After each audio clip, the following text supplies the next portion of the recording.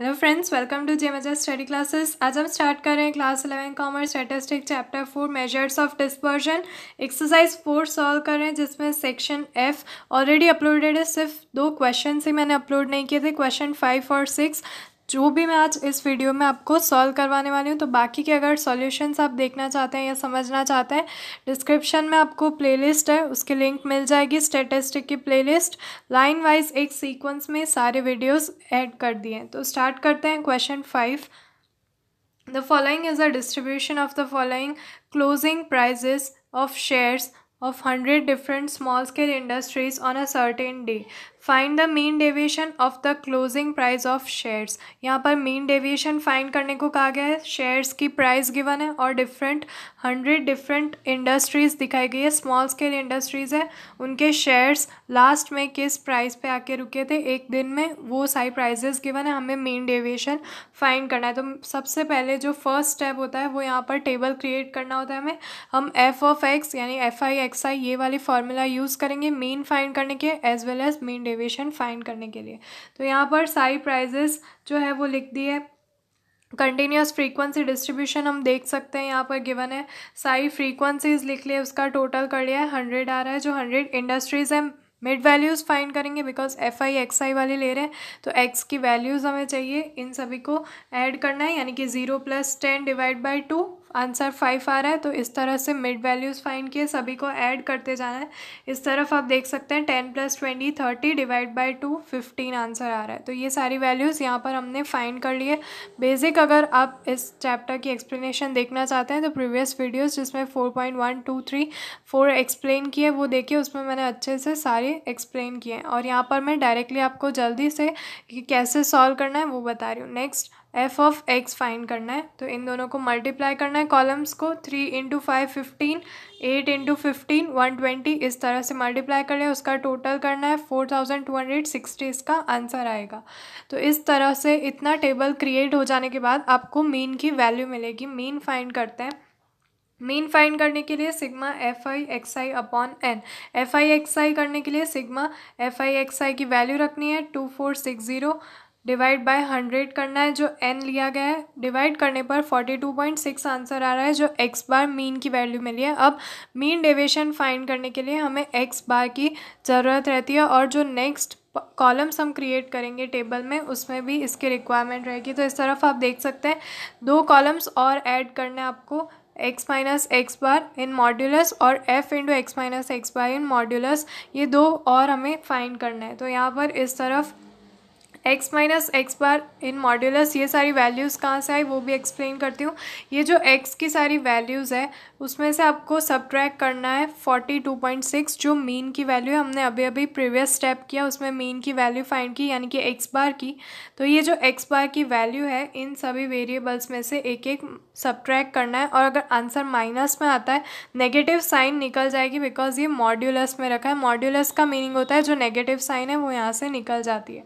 तो आपको 5 में से सब्ट्रैक्ट करना है 42.6, जो आपका आंसर आता है वो होता है -37.6। बट बिकॉज ये मॉड्यूलस में रखा है तो यहाँ से माइनस जो नेगेटिव साइन है वो निकल जाती है। इस तरह से सारी वैल्यूज़ फाइंड आउट कर लिए। इसका टोटल नहीं करना है इस कॉलम का हमें, बिकॉज जो टोटल जो sigma F into X minus X bar in modulus, उसका सिग्मा उसका टोटल चाहिए। तो ये जो लास्ट कॉलम है ये कैसे फाइंड किया, इसकी वैल्यूज़ कैसे फाइंड की, हमने ये जो कॉलम है x minus X bar in modulus उसे मल्टीप्लाई किया फ्रीक्वेंसी वाले कॉलम से, बिकॉज ये मीन डेविएशन की फॉर्मूला में आता है। तो ये जो कॉलम है 3, इसको मल्टीप्लाई किया यहाँ पर 37.6 से, तो हमारा आंसर आता है 112.8। इस तरह से सारी वैल्यूज़ फाइंड किया, और ये जो लास्ट कॉलम है इसका टोटल करना है 1499.2, हमारा आंसर आ रहा है 1499.2। अब सारी वैल्यूज़ जो है वो फाइंड कर ली। अब लास्ट स्टेप है मीन डेविएशन फाइंड कर लेते हैं। मीन डेविएशन की जो फॉर्मूला है वो sigma F into X minus X bar modulus divide by n है। तो ये जो सारी हमने वैल्यूज़ अभी फाइंड की है वो पुट आउट करेंगे, डिवाइड बाय 100 करने पर आंसर 14.99 रुपीज़ आ रहा है। तो ये मीन डेविएशन हमने फाइंड कर लिया है, जो भी कंपनीज़ के शेयर है उनका मीन डेविएशन उनकी प्राइस का। तो आई होप फ्रेंड्स आपको ये क्वेश्चन नंबर 5 अच्छे से समझ आ गया होगा। तो प्लीज़ वीडियो को लाइक कर दीजिए और नेक्स्ट क्वेश्चन भी देख लेते हैं। क्वेश्चन नंबर 6 भी सॉल्व कर लेते हैं। अब कहीं पे भी वीडियो को स्किप मत कीजिएगा। The information of daily wages in rupees of 230 workers of a factory. Wages यानी कि आपको पता है जो उनकी इनकम होती है, तो डेली एक वर्कर की जो भी इनकम हो रही है वो यहाँ पर गिवन है और टोटल 230 वर्कर्स हैं एक फैक्ट्री में। Calculate the coefficient of variation from the following data for the daily wages of worker. अब यहाँ पर इन जो डेली वेजेस आ रहे हैं उन वर्कर्स के, उनके कोएफिशिएंट ऑफ वेरिएशंस हमें फाइंड करना है। तो उसके लिए यहाँ पर जो भी हम स्टेप्स फॉलो कर रहे हैं वो मैं आपको इस तरफ दिखाऊंगी। आपको टेबल क्रिएट करना है, बट उससे पहले आप देख सकते हैं उसके बाद मतलब मीन फाइंड करेंगे, ये सारे स्टेप्स करेंगे हम। Coefficient of variation last step होगा, उससे पहले आपको यहाँ पर टेबल क्रिएट कर लेना है। यहाँ पर आप देख सकते हैं अगेन ये कंटिन्यूस फ्रीक्वेंसी डिस्ट्रीब्यूशन वाला डेटा है, बट जो डेटा लार्ज होता है उसके लिए हम डायरेक्ट मेथड यूज़ करते हैं, यानी कि शॉर्टकट मेथड डेविएशंस वाली।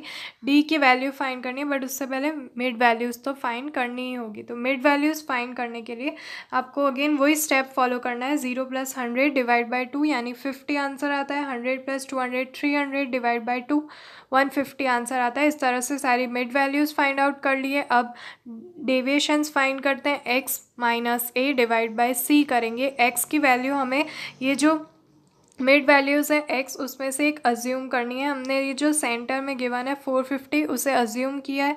यहाँ पर a की वैल्यू हमें मिल चुकी है। x जो मिड वैल्यूज़ है उसमें से हमें a की वैल्यू मिल जाती है। तो यहाँ पर ये मिस्टेक हो गई, टाइपिंग मिस्टेक हुआ है। यहाँ पर ये जो 450 है ये a की वैल्यू है और 100 जो है वो c की वैल्यू है। इस तरफ आप देख सकते हैं ये जो क्लास लेंथ है c, जो डिफरेंस आप देख सकते हैं 100 to 200 वो c यहाँ पर लिया गया है। तो इसमें आप प्लीज़ कंफ्यूज मत होइएगा।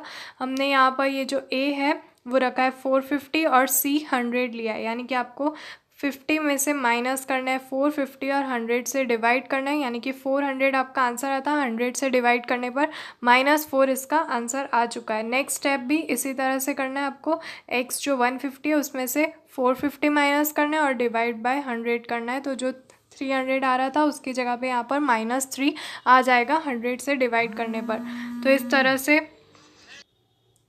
नेक्स्ट स्टेप है हमारा f into D, frequencies into deviations को मल्टीप्लाई करना है। फ्रीक्वेंसीज के जो कॉलम है यहाँ पर जो वेरिएबल्स आप देख सकते हैं उन्हें इन वाली वैल्यूज़ से मल्टीप्लाई करना है, ये वाली वैल्यूज से। 12 इंटू -4 -48 इस तरह से मल्टीप्लिकेशंस करना है, टोटल करना है, आंसर -105 यहाँ पर आ रहा है। नेक्स्ट स्टेप, अब यहाँ तक की स्टेप करने के बाद हम मीन की वैल्यू फाइंड आउट कर सकते हैं। तो मीन की वैल्यू फाइंड कर लेते हैं। a + सिग्मा FIDI/n इंटू सी, सारी वैल्यूज़ पुट आउट करेंगे। नेसेसरी सब्ट्रैक्शंस करने के बाद हमारा आंसर आ रहा है 404.35 रुपीज़। तो ये हमें x बार मीन की वैल्यू मिल चुकी है। अब नेक्स्ट स्टेप करने के लिए हमें FD² फाइंड करना है। FD² यानी कि फ्रीक्वेंसीज इंटू डेविएशन को अगेन डेविएशंस वाली जो कॉलम है उससे मल्टीप्लाई करना है। उसके बाद हमें स्टैंडर्ड डेविएशन की वैल्यू मिलेगी और लास्ट में हम कोएफिशिएंट ऑफ वेरिएशन फाइंड कर सकते हैं। तो यहाँ पर आपको अगेन ये दोनों मल्टीप्लाई करना है। -4 इंटू -48 तो 192 इसका आंसर आता है। इस तरह से सभी मल्टीप्लिकेशंस कर लेना है और स्टैंडर्ड डेविएशन फाइंड करते हैं। स्टैंडर्ड डेविएशन की आपको फॉर्मूला अच्छे से पता है, ये फॉर्मूला अप्लाई कर देनी है, सारी वैल्यूज़ को पुट आउट कर देना है और आंसर जो है वो हमारा कैलकुलेशंस करने के बाद आएगा ₹172.60। तो ये सारी बेसिक कैलकुलेशंस है, इससे मैं ज़्यादा डिटेल में आपको एक एक पॉइंट एक्सप्लेन नहीं कर रही हूँ। सारा कैलकुलेशन आपके सामने है, स्क्रीन पर आप देख सकते हैं। तो स्टैंडर्ड डेविएशन मिल गया। अब कोएफिशिएंट ऑफ वेरिएशन फाइंड करने के लिए सारी जो वेरिएबल्स और सारी वैल्यूज़ हमारे पास है S/x बार जो रिक्वायर्ड होती है standard deviation upon x bar into 100। तो ये दोनों वैल्यूज़ हमने फाइंड कर ली है। 0.4268 इंटू 100 करेंगे तो 42.68% कोएफिशिएंट ऑफ वेरिएशन की वैल्यू हमें मिल चुकी है वेरिएशंस जो हम फाइंड करते हैं, कोएफिशिएंट ऑफ वेरिएशन, उसकी वैल्यू हमेशा परसेंटेज में कैलकुलेट होती है। तो अगर किसी भी सम में आपको कंपेयर करने को भी कहा गया हो किसी दो वेरिएबल्स को, जैसे कि ए और बी के दो स्कोर गिवन है, उनको कंपेयर करना है और उसमें बोलते हैं नेसेसरी कैलकुलेशन आप कर सकते हैं, तो आपको यही फार्मूला अप्लाई करनी होती है, बिकॉज परसेंटेज में जब आंसर आता है तो हम ईजिली कंपेयर कर सकते हैं। फ्रेंड्स, आई होप आपको पूरा अच्छे से समझ आ गया होगा, दोनों क्वेश्चन अच्छे से समझ आए होंगे। क्वेश्चन 5 एंड 6 पूरा सेक्शन F अब सॉल्व हो चुका है, सारे क्वेश्चन सॉल्व हो चुके हैं, अपलोडेड है चैनल पे, आप चेक कर सकते हैं। और जल्दी से चैनल को सब्सक्राइब कर दीजिए ताकि हमारे लेटेस्ट डेली अपडेट्स आपको मिलते रहें। तो फ्रेंड्स, मिलते हैं हमारे नेक्स्ट वीडियो में, तब तक के लिए गुड बाय।